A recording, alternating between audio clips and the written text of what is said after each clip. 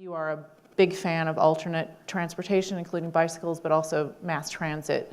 It is not well treated in the federal conversation. Most of the federal conversation about transportation involves highways and roads.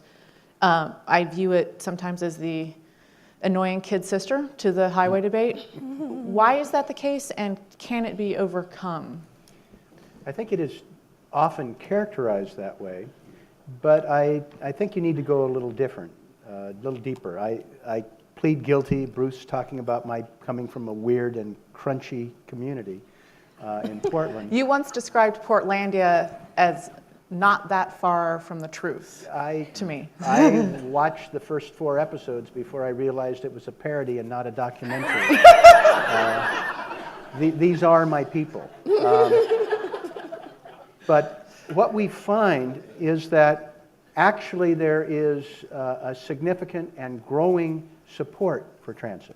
I would just reference what happened last year in what my friend Ray LaHood understated as being the worst transportation bill in history, that was going to be financed by gutting the commitment to transit, to transportation alternatives. And what happened? They couldn't even bring it to the floor. That is correct. What we find is that there's a growing awareness that you have to have a balanced transportation system. In Portland, we have not, I like to say we haven't declared war on the car, but we've decided not to surrender to it.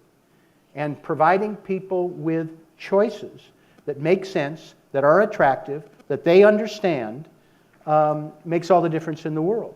And I think that's what's going to happen in Atlanta with the Beltline project, because it's going to add a mobility element that people never had before. Well, it's not true. They had it a century ago.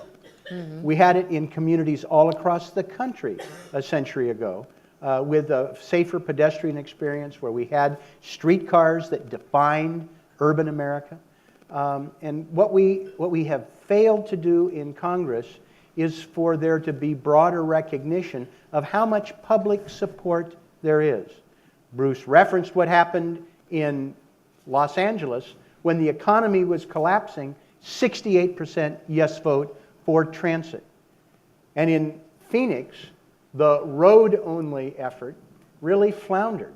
And as the former Mayor Johnson pointed out, a self-described conservative Republican, it was only when it was balanced and had transit that they were able to get a broader vision. And now the light rail in Phoenix that was reviled 25 years ago when we were down there debating it, now is embraced, and people really look at it for their future.